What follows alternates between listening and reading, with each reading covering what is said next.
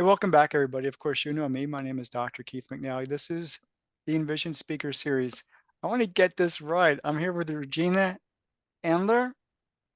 You got it. All right. And Steve Gamlin. And everybody who watches me in my podcast, and I've got three of them, knows I really go for the names because I speak with people all over the globe. And so, out of respect, I try to get names right as much as I possibly can.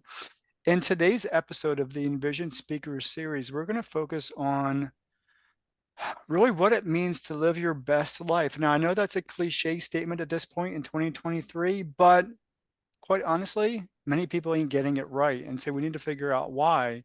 And we're going to get there with this conversation. But before we do, I want to ask both Regina and Steve to give us some insight about who they are and what they bring to the virtual table today. Regina, please, let's start with you. Sure. Hey, I'm Regina Andler, and I am actually a business consultant, and I also am a Canfield certified trainer and trained in positive psychology. And I did all of that stuff because there was a time in my life when things were really not right. And I bring to the table today a ton of information to help you navigate through whatever you're going through, because I'll tell you, life isn't easy all the time. I know, I've been there, done that. I think every one of us here has been there, done that, and we understand what the challenges are. And for those of us who have been there, done that, we can help you navigate and make it much more easier for you to get through whatever it is that you're going through. Regina, that's awesome. I do appreciate that. Steve, you My name can't is Steve trump that. Gamlin. So you can't Oh, trump that. I, Regina and I are so close. We never even see each other as competition. We're just like just mutual admiration society. I So love my it. name is Steve Gamlin. I enjoy life as a professional speaker, blending inspiration, motivation, education, heavy emphasis on visualization to help people to understand that they can form the vision of their best selves from where they are right now in a very defined way, not just saying more or better. That's a big part of what I do. My life, when I was 11 years old, wanted to be a radio DJ, stand-up comic, and author, and a teacher of people. In the past 44 years, I've been very blessed to do them all. Now, the line from where you were to where you are now is never a straight line. So in between, I've had a lot of learning experiences through crashing, burning, and my phoenix rising out of the ashes, riding a pogo stick several times. So I want to share some of the lessons that I've learned over the years at my highest highs and my most humbling lows as well. Well, Steve, I guess there's no better way to start this conversation than to start with the low points. And so both of you have told me that you've got some low points in your life. And I know for me, that includes two suicide attempts and a heart attack. And that was last year, given the time of this conversation in October of 2022. What low points can drive somebody to so low that they don't see a way out? And how do we get out of that? Now, Steve, you and I have had conversations on one of my other podcasts, and you've really dived deep and told us all that when stuff hits, it hits hard. Can we start with you real quick and just Yeah. talk about, uh, what low points really drive somebody to feeling that there's no hope? For me, it was just over 20 years ago. I had, in a very rash decision, walked away from a successful 10-year radio career, went through a divorce, was $62,000 in debt at age 35. And all I had to my name was the clothes on my back and a small office and recording studio at my dad's house, and a dream of putting it all back together. But as the days went by, things got really low and things got very dark. And thank God, first off, for God, and second, for the people that he put in my path who didn't didn't act as though there were these people saving me from anything. They would just come up and, give you the old chuck on the shoulder and ask a question or two. And as I started to understand, I had so much more to offer and so much more I still wanted to do in my life. I'd only done two of the four things at that point. Conversations with these people who I believe showed up as angels in my life got me away from those very dark thoughts and got me on a path of putting it back together. It gave me some hope and kept that spark in my heart going and growing until I could curl my fingertips onto the next ledge and the next ledge and the next ledge. And I'll be honest, one of those people is here in the call with us, and her name is Regina Andler. Virginia, I think that's your cue. Well, thank you, Steve, and thank you, Keith. So yeah, it's different for everybody. And part of my story was, um, you know, unexpected in my life when I was younger. I never expected to be a full-time caretaker for my parents. And back in 2000, my husband and I had first moved into our house. And the day we moved in, I remember the moving van just leaving the house, my phone ringing, my mother calling up saying, your father's in the hospital. He has congestive heart failure. They don't know if he's going to make it through the night.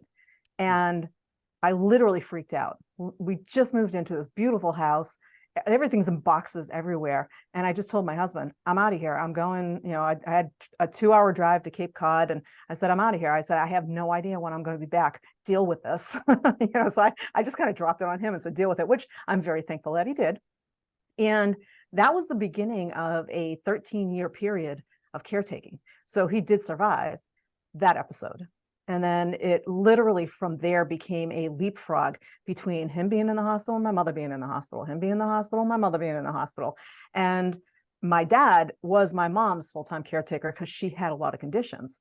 So every time he went in the hospital, I now was taking care of her. And I honestly did not pay attention to what was going on. And that was, I guess, my biggest mistake at the time, because in the effort to just take care of all the stuff, I completely ignored anything going on with me. And literally everything started falling apart. And all the things that I thought were going good, all of a sudden stopped going so good. And when dad passed in 2007, my mother came to live with me. And that set off a whole new level of caretaking where I was a full-time caretaker now. And as time went on, everything just kind of went away. I had a business at the time. I had to sell that business because I realized really quickly, I can't run this business and take care of her. She's more important. The business has to go. And I remember the day that I got rid of my business, the first thought in my head was, I was such a failure for not being able to handle all this stuff. And I really took it to heart that, I'm here with a couple guys right now, but I was thinking, us women, we can handle anything, right? So why is it that I can't deal with this? What's wrong with me? And so it kind of started this spiral of, I'll never be good enough. I don't know how to do this stuff. And what am I going to do next? And then when my mom passed in 2013, I literally went into this deep depression and had no idea what I was going to do with myself. And it wasn't until a friend of mine actually said, hey, go do this race with me in Boston. It's called a Sprint Spartan race. And I was like, yeah, sure. Well, I'll come do that. What's the worst that can happen? I can go break my neck. Yeah, I literally, I didn't care if I, lived or died. I was like, yeah, whatever. Sure, I'll go. It didn't sound like fun. I didn't say it even sounded like fun. I was like, yeah, sure, I'll go. With the thought in my mind going, hey, I might break my neck. Sure, great. Things will be good. Things will be done. And I went, and when I got done that race, I literally had a massive mindset shift. I got done that race and I said, that was the most fun thing I have ever done in my entire life. And at that moment, I remember feeling it's going to be okay from here on. Things are going to change. And from there on, I just started working more and more and more to get out of that. And that's what brought me to where I am today. Well, let's take a deeper dive into that. So both of you had said that you kind of fell into this place in your life where your thinking changed. And I mean to the negative, you both thought, you literally said, Regina, that you thought yourself a failure. Now, I don't hear that from Steve, but I know in conversations with Steve, you said things were really dark, things were really black, things were really bad. When people get into that situation, it's very difficult for us to see any way out. But both of you have just admitted that if it wasn't for somebody else, you would still probably be in some of that muck, maybe even today. We don't know. Tell me about those conversations. And Steve, you mentioned it first. It was those conversations, and I'm big on conversation. Talk to me both, please, about what those conversations started to look like in order to help you facilitate change. There were two for me. One was at that very low point in August of 2003. On a Friday afternoon, I invested $3 in a bucket of golf balls to take out my frustrations at a mini golf driving range. And I was under power lines, barefoot in the wet grass, in a thunderstorm, and held the club up and actually dared God to take me out. Now, I wasn't mad at God, but I didn't want to do it to myself. So I just said, go ahead. I dare you. And, we talk about, angels and people that show up. The very next day, I was on a phone call with a brand new life coach I just started working with. And he asked, how was your week? And I said, let me tell you what this moron did yesterday. Because my self-talk at the time was brutally bad. And even if the world didn't continue to punish me, I was going to do it, which I did for almost another decade. Hmm. And when he stopped laughing about me telling the story, he asked the question that changed my life forever. Have you ever thought of being a motivational speaker or a stand-up comedian? I think you'd be great at both. He didn't know my 4 goals from when I was 11 years old. But 24 hours after the absolute low point where I was willing to get myself taken out, he asked me that question. And with all new fire and all new intensity and all new excitement, I dove right into these 2 endeavors. And I did stand up for 7 years, and I've been speaking now for almost 20. The self-deprecation and bad language, though, I continued to punish myself for another decade almost after that. But here's the double-edged sword of it all. And anybody listening, if you think your self-talk and language to yourself and about yourself don't matter, it does. So be very, very careful, because 9 years after that, at a speaking event, a friend of mine, after I got off stage for the 3rd time in 3 days, on the 3rd day, I was running out of material and I was in a foul mood. And I went full on self-deprecating rant on stage. Completely derailed the energy of the room. And he called me out on it afterward. And he said, bro, I've been watching you do this for years. And let me tell you, this was the ugliest I've ever seen it. If I ever hear you talking about yourself like that again, we are done as brothers and you will never set foot on one of my stages again. And I mean, he let me have it. Steel toe boots kicking me in part of my body that my doctor only gets to see once a year. He let me have it. He went nuclear on me and the dust cleared. And for the past decade, I've been undoing all that damage. My brain still goes there sometimes. And sometimes I laugh. I'm like, oh, 10 years ago, I would have said this. And that's really funny. But I won't say it now. And my self-talk has greatly improved. My self-respect, my confidence, my momentum, my hope, my light, my spark, my everything has improved because of those 2 conversations with people who saw something I wasn't willing to admit or change that inspired me to change it, showed me a better way. Regina, you probably had some similar conversations with people. Yeah, I'm smiling over here because I know that conversation. and it's true. I mean, I think all of us, whenever we end up in that spot, there's somebody who reaches out. And Steve, you commented and said, I knew my angels were out there. And it's that's the way I looked at it, because back when my mom was alive, I had started, I had knew that I was going downhill. I had realized it at a certain point. And I started looking at stuff like, law of attraction. That was the first time I watched The Secret and stuff like that. And I was like, oh, this stuff is interesting. Maybe I should pay attention to it. At the time, it literally meant nothing to me. And now it's a different story, because what happened afterwards was I realized that my friend who came and I say rescued me, it was out of the blue. She had never done anything like that in her life. So why would Running she the even, race. yeah, Yeah. this race. So why would she even think about doing it, let alone saying, you need to come do this with me? And, so I mean, literally everything started falling into place. And I take that as my angels were, and my angels being, I think at this time, my mom and dad, because, this race was actually at Fenway Park in Boston, Mass. And if you know anything about the Red Sox, there was a long period where they never won the World Series. Now, both of my parents were really, really heavy duty they were heavy duty Red Sox fans. And I spent my youth at Fenway Park going to games all the time. And that year, 2013, they won the World Series. So it was like everything literally fell into place. And as I started putting those pieces together, you know, she called up. When she called, I was like, yeah, sure, whatever. And then I started like looking at the information. Well, what is this? What did I just agree to? and then basically went, what was I thinking? And then I went.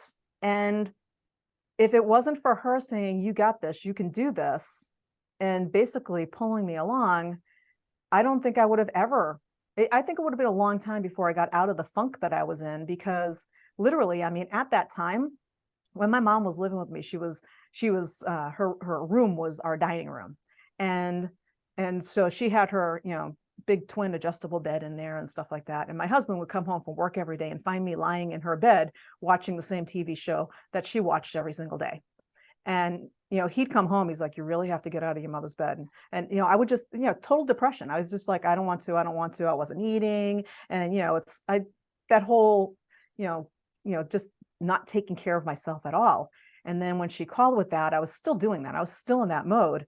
And literally that was the pull that I needed. I needed someone to come in and grab me and say, what are you doing? You know, she literally grabbed me by the collar and, you know, what are you doing? This is not you. This is not how you act.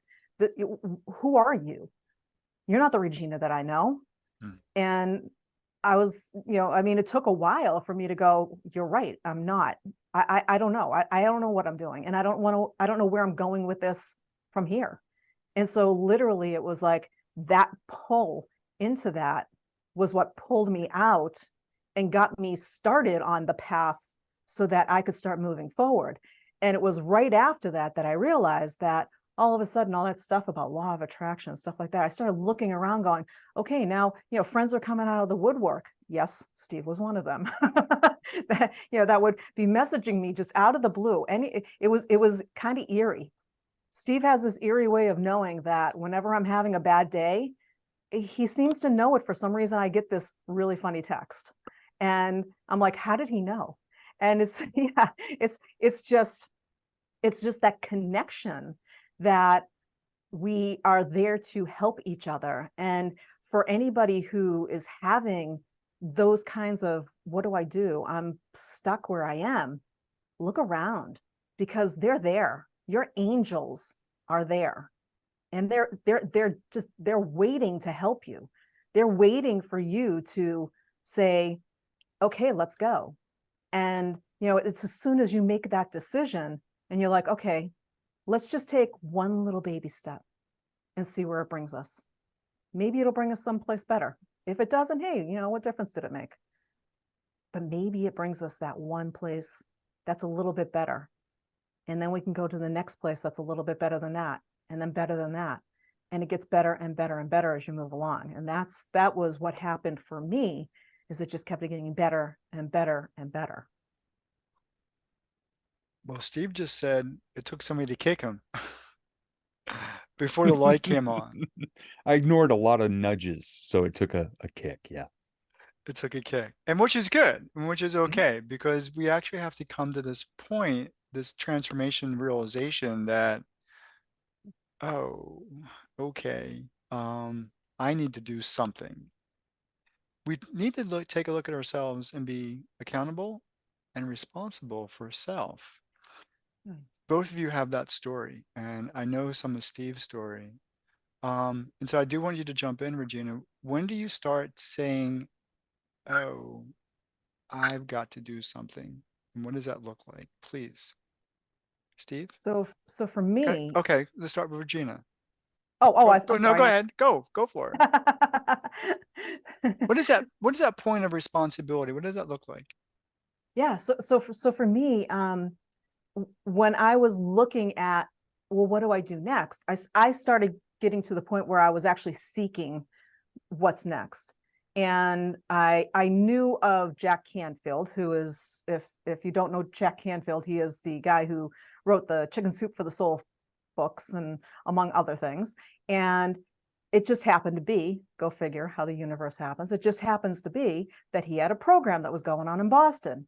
And so, of course, I signed up for it. And that was transforming for me, though I wasn't ready to hear it all quite yet. And so I went to it. And one of the things that we talked about was this concept that he has. And it goes E plus R equals O. And it's the event plus your response equals the outcome. And your power lies in your response. And it's all about taking that 100% responsibility and, pulling the big girl panties up and saying, I'm going to take care of this and just get it done. I'm not going to sit here and wallow in this drama that I've created anymore. I'm going to actually do something about it. Nobody's saving me but me. Sure, there's a bunch of people supporting me on the outside and, pulling me out. However, it's up to me to actually make the real change and do something about it. And the only way that I can change what I'm doing is to change my response. It's that old insanity, doing the same thing over and over again, expecting a different result. And when you think about that, that's what we do. We get stuck in this pattern of doing the same thing over and over again, thinking that things are going to get better. And we sit back and go, why aren't things getting better? And it's like, well, because you're doing the same thing over and over again. Change what you're doing. As soon as you make the tiniest change, all of a sudden new doors start opening up, new people start coming into your life, things start ending up in your path that you never even noticed before. They might have been there the whole time, and yet you never saw them because you weren't ready to see them at that time. And as soon as you start seeing that, all of a sudden things change, and they change for the better. I love it. Steve, I know you had to step up after you got kicked, take some Yeah. responsibility for yourself. Yeah. The responsibility in the self-talk started to improve. What didn't improve right away was my self-worth. And I equate it to, if you go to a racetrack, like say one of the NASCAR races, you get the big oval. You've got all these big names out there doing really big things. And they've been doing this for a while, and you really want to do it, but you're sitting there in your car in pit row, not getting out on the big track because, well, what if I'm not good? What if I cause a wreck for somebody else? What if I lose? What if? And so, you tap the gas and you hit the brake again. You tap the gas, you hit the brake again, and you're not getting out into the world. Well, finally, I did. Little stand-up comedy shows. Somebody met me in Toastmasters and heard me doing a 5 to 7 minute, what I look back now and say was kind of a clunky speech. They said, "Hey, Steve, would you come speak at my company?" And my first thought was, no, I'm not a professional speaker. I'm just this guy at Toastmasters who does this and has this little camcorder and goes home and watches it and cringes every time he watches it. She goes, no, I think our people would really like you. And she practically had to pull me out onto the track. But then I went for that speaking event and did about 25, 30 minutes of me, again, at the time, a little clunkier than it is now. And they loved it. And all of a sudden I felt like I was worthy of being on the track. At least maybe I wasn't keeping up with the pace cars. Maybe I was getting lapped by other people, but I was out in the track in traffic and loved how excited it made me feel that I was willing to jump in and get out there, put my foot on the gas and just go and see where it took me. And that still, even 20 years in, that feeling still inspires me every time I'm on stage. And I was on stage twice last week, including down in Florida. And I'm not intimidated by other speakers anymore because I know who I am as a driver, as a speaker, as a guy who just wants to leave plus signs in his wake everywhere he goes. So I don't compare myself to other drivers anymore. So the confidence level, once you just get out on the track, like Regina did going to the event down at Fenway, once she got there and was part of the experience and looked around and said, this is great. It's not only is it fun, exciting, and something new, it's an extension of who I am and where I wanted my life to be. Mm-hmm. Now I have the opportunity. So I love it now. I'm just hitting the gas every day and leaving something out there for the world that may help somebody. Well, let's do just that, please, from both of you. Let's go out and help somebody today. So for those who are watching and listening to this conversation, they need something from both of you, to be quite honest, because both of you have some really critical things that you went through individually, but recognized when help was there. I mean, it took a while, but you begin to recognize you call them angels. Somebody literally had to kick you. I can't get that out of my head. Somebody's got to kick you. Some angels wear boots. Some angels wear boots. Wow, there's a hashtag for you. Mm-hmm. Give, please, somebody who is watching, listening today, that next step forward. And then before we close, I want people to find out where we can find both of you in the world, socially, on media, and of course, logistically, geographically. How can you change somebody's life today? Floor is Go open. ahead, Regina. Oh, Unless you prefer I go I first. was like, me, Steve, which one? So when it comes to life, we all create these stories in our head. And the thing is that they're literally that. They're just stories that we've created in our head. And the really cool thing is when you realize and you recognize that you're the one in charge of the storyline. And when you realize that all of a sudden it's like, hey, wait, I don't like this story. It's not even, for some people, it's not even about starting a new chapter. Sometimes it's like throw that whole book out and start a whole new book. It's like burn that old book and just start a new one because that one wasn't working for me. You need to come to that realization, though. That's where our angels come in. So, pay attention to those people who are around you that have been saying, "How can I help? Let's get through this," and then start reframing that story. Reframing is so powerful, and it's all inside of you. You have that power. Your superpower is in your response to every single thing you do. Yet it's the one thing that you have absolute positive control over is your response. How you choose to respond is entirely up to you every single time. So if you don't like what's going on, change your response. It's as simple and as hard as that. Steve, can you add to that? Yeah, for me, it's think of where you are now in your life and be honest about it. Don't beat yourself up, but just be honest. A scale of 1 to 10, if you're a numerical person, if you're a creative visionary like I am, start to throw out some words or adjectives. But just understand that this is the starting line. It's not to beat yourself down. It's just to understand where you're standing. Start to think about where you want your life to be. What do you want it to look like, feel like, sound like, smell like, be like, taste like, whatever. Make it as colorful as possible. And then understand you are going to need a suit of armor to fight past all the dragons between here and there. And you're going to have to do that. This is an exercise I encourage all of my coaching clients to do. And I love sharing it because I've gotten some amazing responses. Get a pen and a piece of paper and write 1, 2, 3, 4, 5, 6, 7 and leave it in your bathroom. And whatever time you start each day, I want you to look in the mirror, start at the top of your head and work your way down to the floor. Stop pointing out the dings, dents, scratches, and rust in your armor. But pick out one thing you like, admire, love, or even just think is kind of cool about yourself and write it down for that day, just one thing. Now, the first day, a lot of people are going to start at their head and they're going to still be critical. They get all the way to the floor and they just go, well, hell, at least my socks match. There's your day one. And I tell people that in advance. And so many people go, yeah, I just went with the socks thing. Sometimes by day 4, I'm getting messages from people. Steve, I have really cool eyes. Steve, I've got a great laugh. Steve, when I smile, I've got these really cute dimples. And they start seeing, because I'm training them to just focus on the good. They're starting to see these things. Or they'll say, yeah, somebody I told me yesterday that they like this about me. And I realized today I like it too. And by the end of 7 days, most of the people say, I'm just going to keep going. But we've got to build the best version of ourselves. Our shared mentor, Regina and I had a mentor named Lonnie Robinson, who's no longer with us. And he would always say, all right, you're just going to create the next best version of yourself.